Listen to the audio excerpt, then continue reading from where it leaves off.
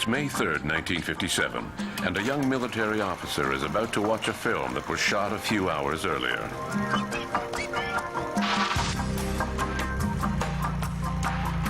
What he's watching is nothing more than a negative, but already he can tell that the images on the film are extraordinary. The film shows an unknown disc-shaped craft landing on the ground. 6 years later, this young officer, Leroy Gordon Cooper, became a national hero when he became the last American astronaut to fly solo in a Mercury capsule. As for the film he saw, its contents still remain a state secret. It is said that UFOs have always been an ongoing concern for the Army, both in the U.S. and abroad.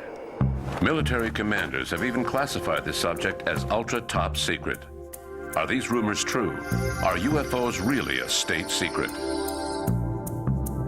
On December 30th, 1947, faced with a growing number of UFO sightings being reported throughout the country, Defense Secretary James Forrestal set up an investigation committee. The Air Technical Intelligence Center, or ATIC, was located at the Wright-Patterson Air Force Base in Dayton, Ohio. The committee was known as Project Sign. Before it even had time to determine protocol, the U.S. Air Force was faced with a crisis.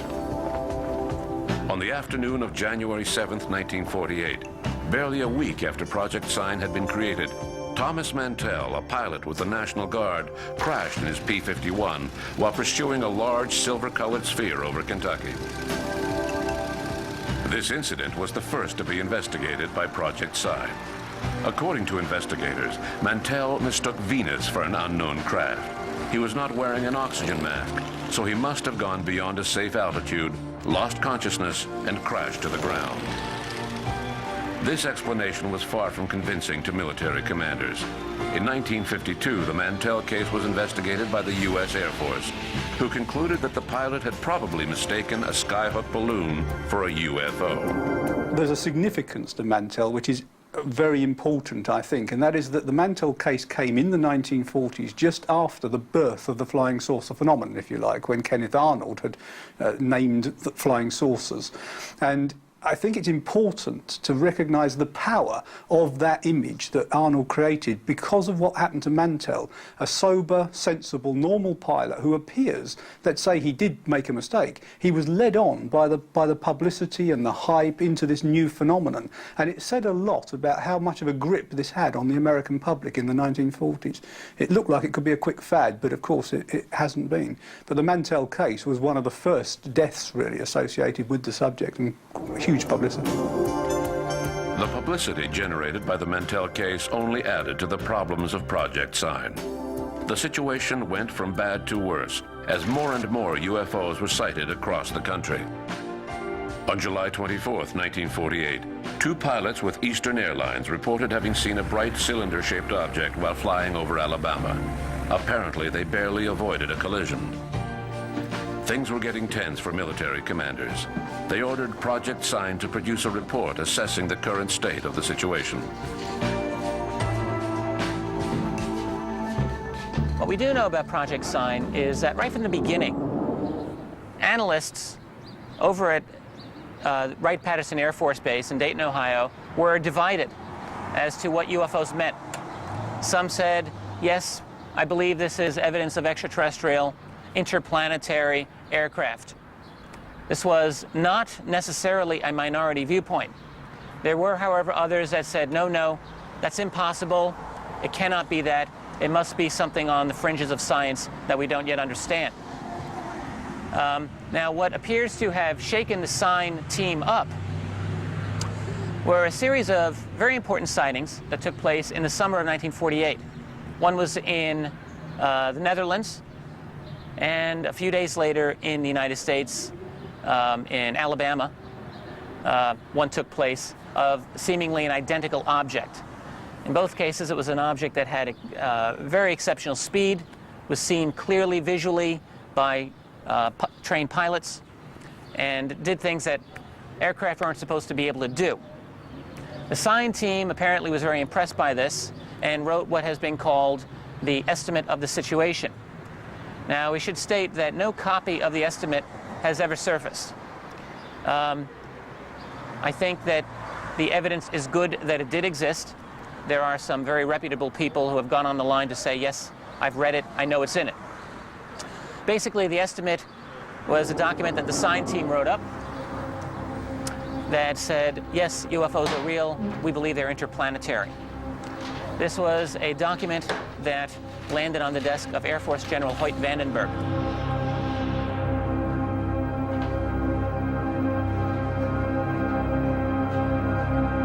According to the story, Vandenberg said, I'm not going to accept this conclusion.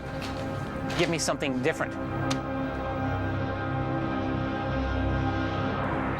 Whereupon the sign team came back and gave him something different.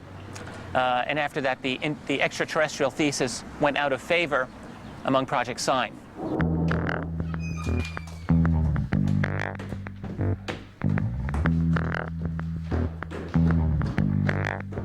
Supposedly, after rejecting the initial conclusions of the estimate of the situation, which stated that the flying saucers could be extraterrestrial in origin, General Hoyt S. Vandenberg gave the order to burn all copies of the report. In February 1949, ATIC submitted a new official report, which contained no reference whatsoever to extraterrestrials.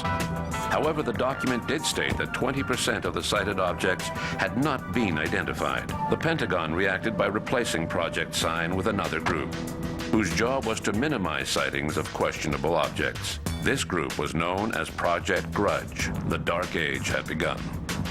11 months later, an announcement was made that UFOs were nothing more than a case of mistaken identification, mass hysteria, or hoaxes. Military commanders knew better. In September 1951, after extraordinary sightings were reported over New Jersey, the U.S. Air Force revived its Project Grudge. Captain Edward Ruppelt was assigned to the project. But unlike his predecessors, Ruppelt refused to turn a blind eye to the UFO phenomenon.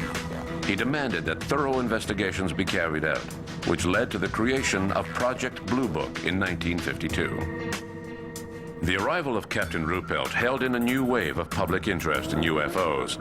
It was hoped that Ruppelt would ensure that UFO investigations were impartial. Ruppelt hired a scientific advisor, Joseph Allen Hynek, an astrophysicist affiliated with Northwestern University in Illinois.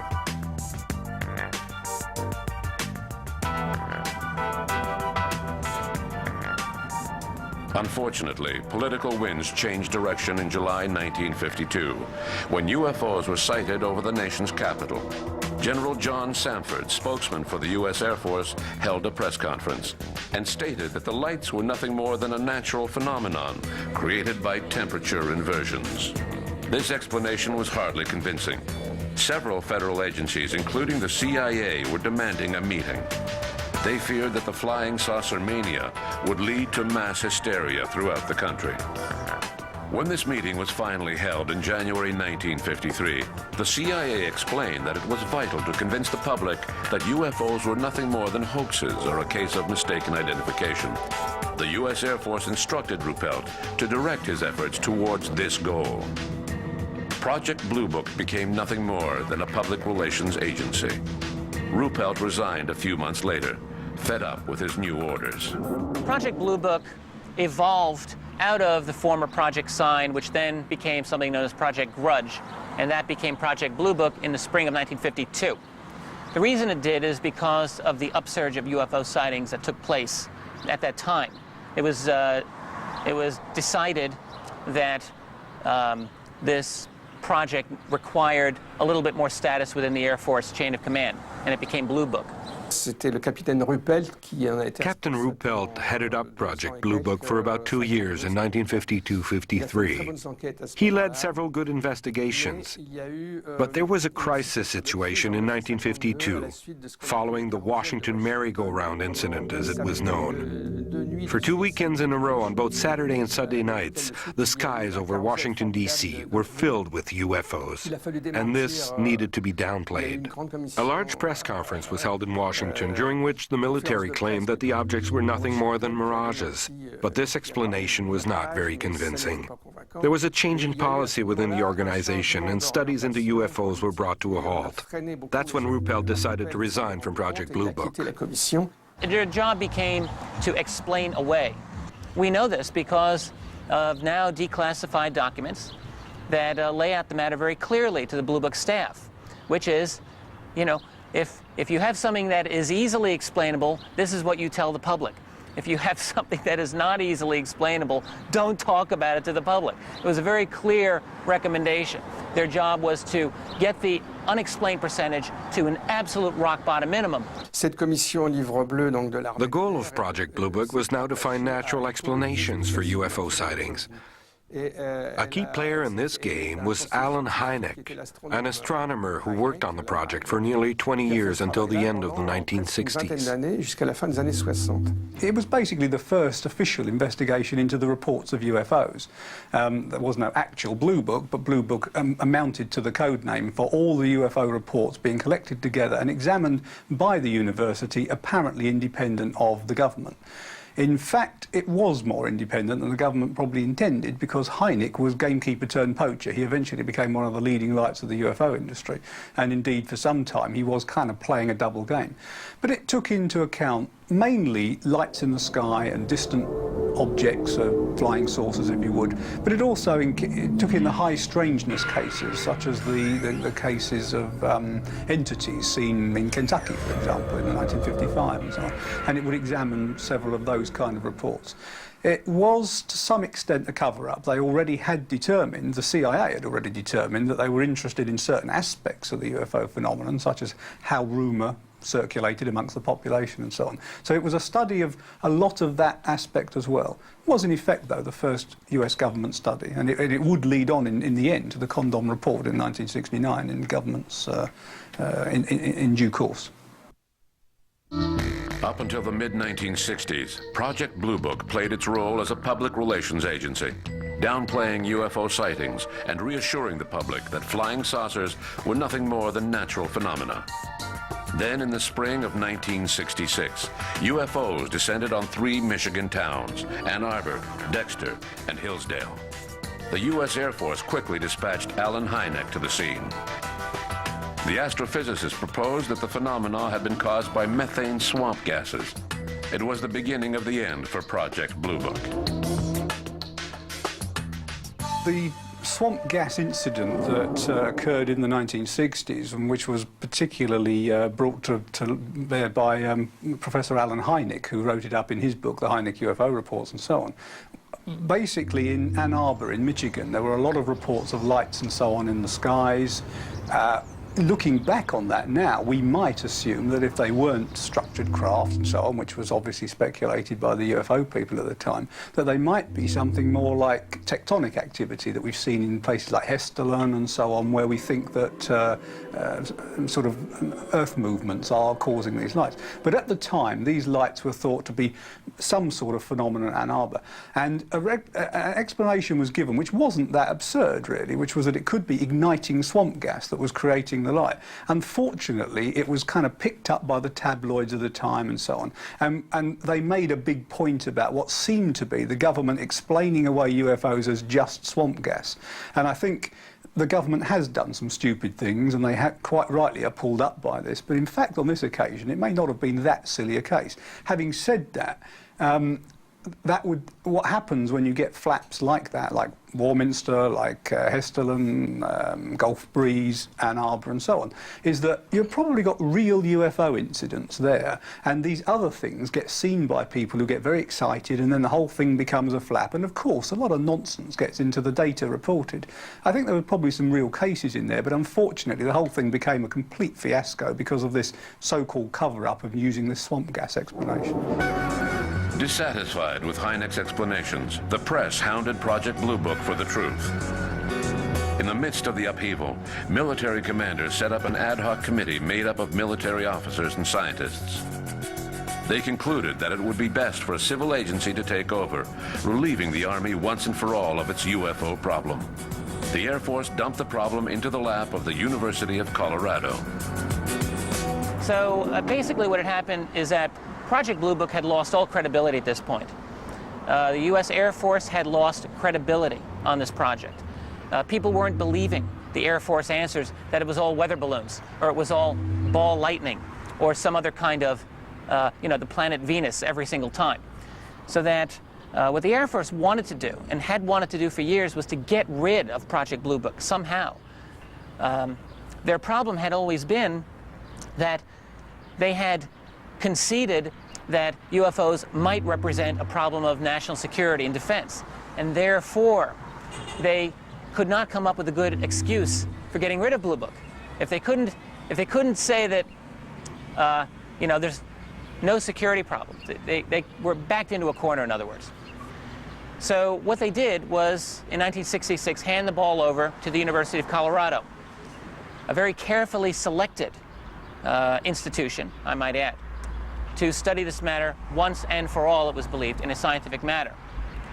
The Colorado Project, also known throughout history as the Condon Committee, lasted for about 2 years. Now, at the end of that time, the Condon Committee decided that UFOs were not worthy of scientific inquiry, essentially nonsense, and that the Air Force should drop Project Blue Book. The problem with the Colorado Project was that its director, Edward Condon, although he was a world-renowned physicist, really knew nothing about UFOs, didn't want to know anything about UFOs, and was wrapped up with studying the crackpot cases, and had stated his position long before the project ended, that it was all nonsense.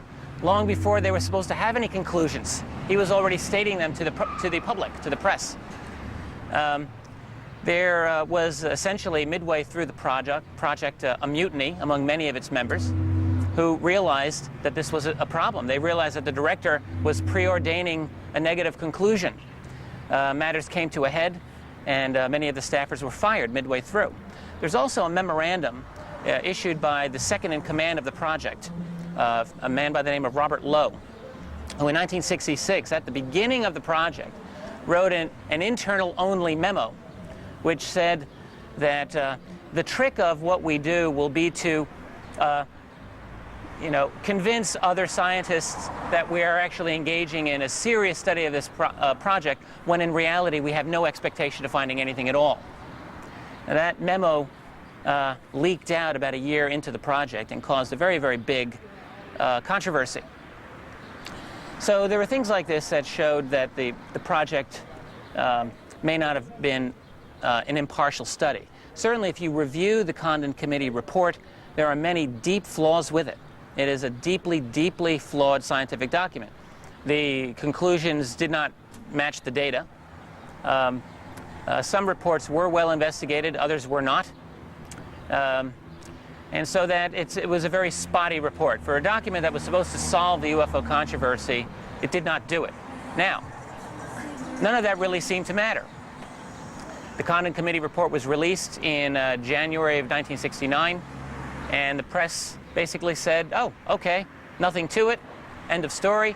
The Air Force said, thank you very much, we're done with Project Blue Book. By the end of the year, Project Blue Book had been disbanded. So in a sense, the Condon Committee was messy, but it did the job.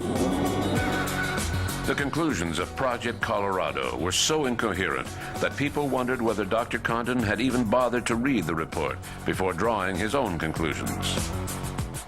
Once the Condon report was released and Project Blue Book was disbanded, the U.S. Air Force disassociated itself with the UFO issue. Officially, that is.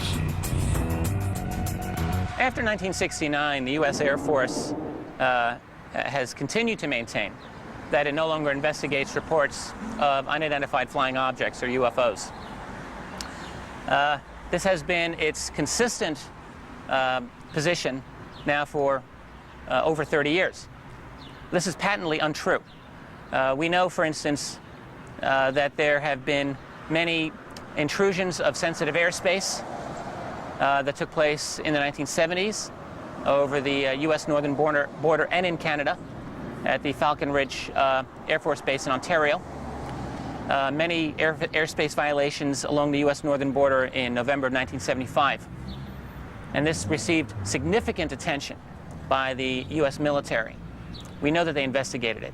We also have a memo from 1969 by General Carol Bolender, which stated that the important UFO files that affected national security were not part of the Blue Book system. He was very clear about this. So that certainly there is more than sufficient reason to believe that UFO investigations continue. There have been discussions of possible projects such as Aquarius, another project known as Moondust, and others.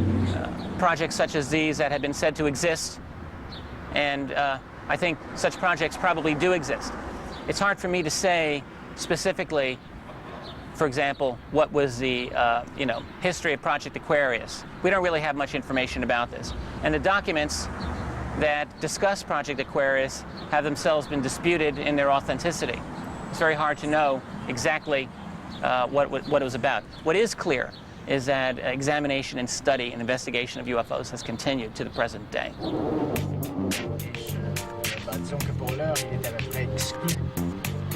Today, the U.S. Air Force claims that all files relating to UFO sightings are available in national archives. But we have reason to believe that these archives are only the tip of the iceberg. There are a number of astronauts I know who take this very seriously. I've spoken to Dr. Edgar Mitchell, who was the 6th man to walk on the moon, Apollo 14. He's told me he is convinced that there is a cover-up and that the United States has covered up information about a lot, including Roswell, for over 50 years, and that the information is now held by a group that has spun off from the military intelligence organizations of the past. Gordon Cooper has a great interest in the subject. I've communicated with him.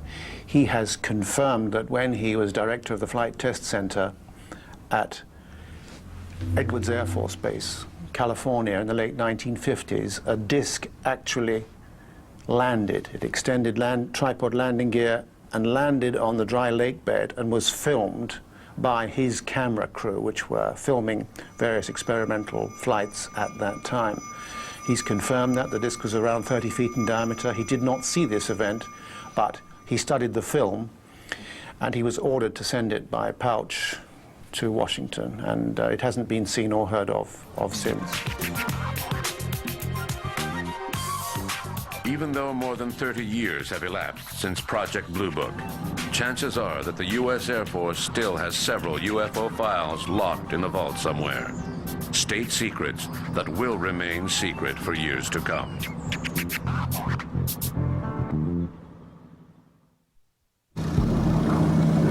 After the Second World War, most NATO countries looked to the U.S. to solve the UFO problem. But that didn't stop them from carrying out their own investigations. In the early 1950s, the Canadian Air Force and the Department of Transportation held several meetings to discuss UFOs. These meetings were known as Project Second Story. In March 1953, the committee concluded that there wasn't anything in the UFO file worth pursuing. Up until 1967, when the Canadian Army released its UFO files to national archives, the military had done only a few cursory investigations to ensure that the sightings were not a risk to national security. Even today, the Army is keeping a discreet eye on UFO sightings, but only for security reasons. It keeps a close watch on air traffic.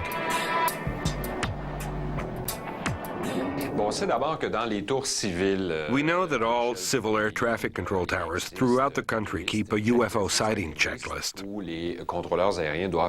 When an air traffic controller receives a phone call from the public or from a pilot who has seen something strange in the sky, the controller must fill out a report and send it to the 22nd in North Bay, an underground military base that monitors the entire Canadian airspace and works closely with the Cheyenne military base in Colorado. Ça, c'est la base. C'est ce que l'on These sait. are the basics that we know, that anyone can find out. There's nothing hidden. It's all part of monitoring the Canadian territory. Whenever the Army detects an object flying in the Canadian airspace that refuses to identify itself and to respond to radio calls, it has strict instructions to send up fighter jets to intercept the object. In our case, these jets are CF-18As, otherwise known as Hornets, and they're usually launched from the 3rd Wing at the Bagotville military base. Pour les intercepter. The Hornets' job is to intercept, identify, and accompany an aircraft such as a Russian Tupolev to the international airspace where it belongs once it responds to the call sign.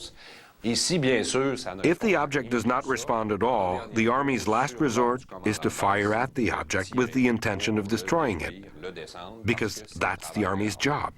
Et je pense que là, And I think it's important to note that there's a difference between what we think the military does and what it actually does. ça se résume à It can be trois. summed up in 3 letters: IID, intercept, identify, and destroy. That's what the military does. That's what they're paid to do. I would say that UFOs are pretty far down on their list of concerns. They're not paid to study UFOs. That's not their job. And I would even go so far as to say that they scoff at the whole idea of UFOs. Dans la mesure As long as national security is not in danger, they will come up with a story about how something strange was spotted in the sky, and the story will end there. The information will be passed on to the NORAD base in Cheyenne, Colorado, but nothing more will be done about it. Cheyenne au Colorado, mais il n'y aura pas plus de choses qui sera faite. Presque autour Towards the end of the 1970s, all of the information was being passed on to the Hertzberg Institute in Ottawa, which would put the information together. Then the RCMP would create a file from the information gathered. This process ended around 1995-96 due to cuts by Brian Mulrooney's conservative government, and nothing has been happening since. This means that the public shouldn't expect the military to be launching any intensive investigations into the UFO phenomenon. In the Canadian history of ufology, there was one case in particular that caught the attention of the Canadian forces. A strange flying machine was spotted by prospector Stephen Michalak near Falcon Lake, Manitoba in 1967. Stephen Michalak was an engineer, a very humble man, an immigrant from Poland from the time of the war. And in 1967, he was doing some amateur prospecting in a very remote area of Manitoba. Not too remote to be completely inaccessible. In fact, just a matter of miles away from a very busy highway, but yet off the beaten track. He had said that he was taking a break, eating his lunch, and had started to chip away at a rock formation because there was much silver and gold and other minerals in the area. In fact, he had staked claims to that effect previously, that he had seen an object, silver in color, about 35 feet in diameter, shaped like a flying saucer, like we would imagine from a Hollywood movie, to land on a rock outcropping not that far away from him, shining very, very bright lights out of openings in its turret, its little dome. After a while, a little door opened in the side of it, and he could see light coming from that too. What is interesting is that he had not conceived that this was a spacecraft from outer space. He thought immediately that this must have been some sort of American flying vehicle that was top secret and had broken down, and they had to make repairs so that nobody would see. So he walked up to the craft a little ways away and shouted out, "Hey, Yankee boys, what's the matter? Your secret aircraft broke down? I'll give you a hand fixing it."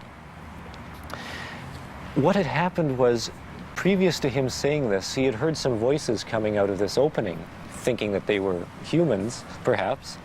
As soon as he called out to them, the voices stopped. And he thought, oh no, maybe this isn't Americans. So he called out in Russian, because he was fluent in a number of languages, asking the same thing. Still no response. He tried German and his native tongue, Polish, as well. He walked up to the doorway, put his hand, his gloved hand, he had rubberized gloves for dealing with rock chips, on the side of the craft, still thinking it was some sort of secret aircraft, and had to pull away because the gloves melted because the heat was so intense on the outside of this vehicle. The door shut like a camera iris, woof, woof, woof, like this, and the whole object rose up slightly and began to turn so that there was an exhaust vent, like a radiator grill, in front of him, and a blast of hot gas hit him in the chest, and the object took off. The blast of hot gas was hot enough that it actually set his clothes on fire, and he quickly struggled to take off the clothes, throw them onto the ground, and beat them out with some grass and some leaves and stomp on them. But he started feeling very, very dizzy and nauseous, and he was in pain. He did receive second and third degree burns. He managed to walk out of the bush to where he was staying at a small motel a few miles away, and decided that he would go back into Winnipeg seeking some medical help. He arrived in Winnipeg a few hours later and had called his family to meet him at the hospital because he told them he had been burned by an aircraft. The doctors at the hospital in Winnipeg treated him for the burns and didn't know what to make of some of his other effects. He was dizzy, he was vomiting, he was very much out of sorts. Only later did he actually explain to his family what had happened, and he thought that because this was some sort of secret aircraft and perhaps it wasn't a Canadian or American craft, that it was some other device, that he should tell authorities about this. So he contacted one of the newspapers in Winnipeg and told a reporter about his experience. And when the reporter heard the fantastic story, it broke all across Canada, in fact around the world, and it became one of the most intensely investigated reports in all of North America. At first, the authorities turned over the investigation to Sergeant Paul Biskey of the Canadian Air Force. His report was filled with contradictions. Biskey recognized that Michalak was honest, yet he remained convinced that the whole thing was nothing more than a hoax or a hallucination. Biskey was very much against the notion of flying saucers. In fact, he, in an interesting letter which we have found on file, described how he was going to get Mr. Michalak drunk at a bar to try and loosen his lips to come forth with the truth about what happened. He was looking for any explanation, any reason why what Michalak had said really didn't occur, and I believe was a detriment to the investigation. Perhaps dedicated, but he was so convinced that the case could not have occurred that perhaps he went a little bit overboard in his evaluation. Biskey's conclusions were not accepted unanimously by the authorities, especially since radioactive ground samples were taken from the site. I actually grew up very close to where Mr. Michalak lived. In fact, as a child, I played with one of his sons. And I remember his son telling me one time that his father had been burned and was very, very sick, and I didn't think anything of it at the time. But later on, as I continued my connection and relationship with the family, I became interested in the UFOs and flying saucers and asked more questions about what had happened, and he showed me the burns on his legs and what was left on his body at that time, some of the material that had been left, and told me this fantastic story. So on the one hand, we have a fantastic story, but it is backed up by some physical evidence, some material on the ground, the evidence of the burns on his body, plus the astounding testimony and expert testimony of some of the investigators. So I suppose, depending on who you talk to, it's either one of the best cases ever on record of a person encountering a flying saucer and being burned by it, physically injured, or an elaborate hoax. And if it is an elaborate hoax, it is surely one of the most profound ever on record with the most incredible evidence.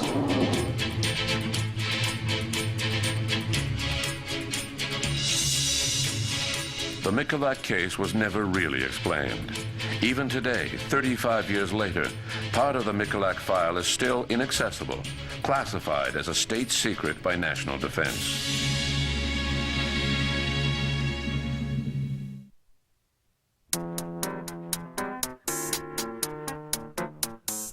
In Europe, there is no Freedom of Information Act, so it is difficult to assess the role of the military with regards to UFOs. We do know that the British government has always been interested in UFOs. Between 1991 and 1994, Nick Pope was in charge of studying reports of UFO sightings. Between 1991 and 1994, my job at the Ministry of Defence was to research and investigate UFO sightings, to evaluate them, to see if there was evidence of a threat to the defence of the United Kingdom. So I would receive between 200 and 300 reports each year, and I would have to the best of my ability, to look at each one of these, to consider all the possible alternatives, and to try and find a conventional explanation. Now, I managed to find a conventional explanation with 90 or 95% of these sightings, but that left me with a hard core which I couldn't explain by conventional means. I had that particular job for 3 years, but in various forms that job or something very much like it has existed since 1950, and the work does continue to this day. Having said that, I think over the years the way in which the subject has been treated has varied enormously. Sometimes due to the attitudes or belief of whoever is doing the job at the time. So I, for example, was quite involved in the subject because I thought it was worthy of interest. Others, I think, over the years have taken a less involved view. The British Ministry of Defence has been interested in UFOs since 1950. The Churchill administration was concerned with the U.S. situation, and the British press were a bunch of fearmongers. Military commanders were questioning the nature of these flying saucers. Could they be a new weapon being developed by the Russians? Yes. The British government's interest in UFOs dates back to about 1950, and at that time clearly we were aware of the situation in America with Kenneth Arnold's flying saucer sightings, and we knew, of course, that Project Sign had been set up, and Project Grudge, and that of course evolved into Project Blue Book. In 1950, a very eminent scientist in the British government, Sir Henry Tizard, one of the founding fathers of radar technology, felt that UFO reports could not be dismissed and should not be dismissed without some form of proper investigation. And so the Air Force and Air Force intelligence was tasked with setting up a working party to look into this. This was known as the Flying Saucer Working Party. It formed in 1950, and it reported formally its conclusions in 1951. Its conclusions were quite sceptical and drew heavily on the American party line, that these things were generally either misidentifications or hoaxes.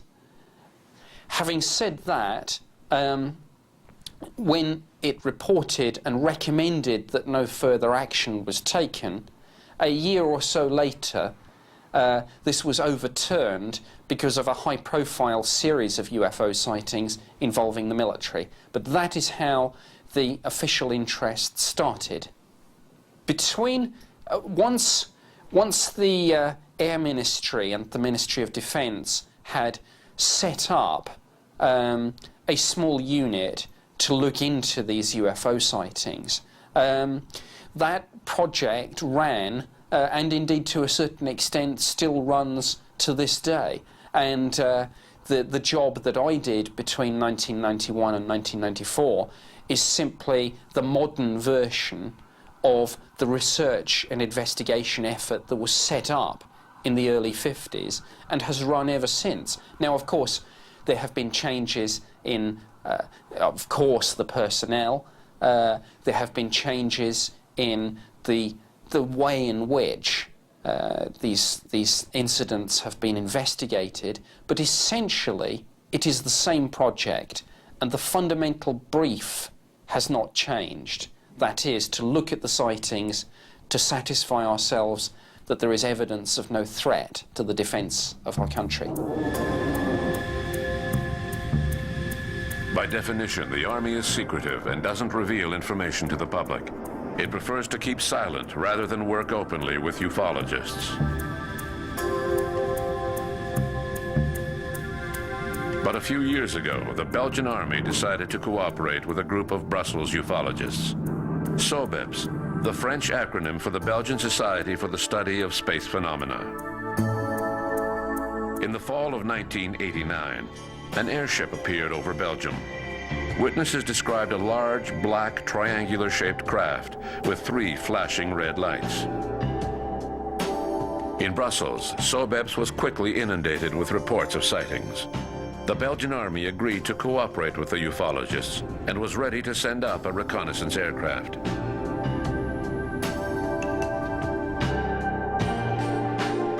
On March 30th, 1990, a triangle was detected on radar screens at Semmerzak Station.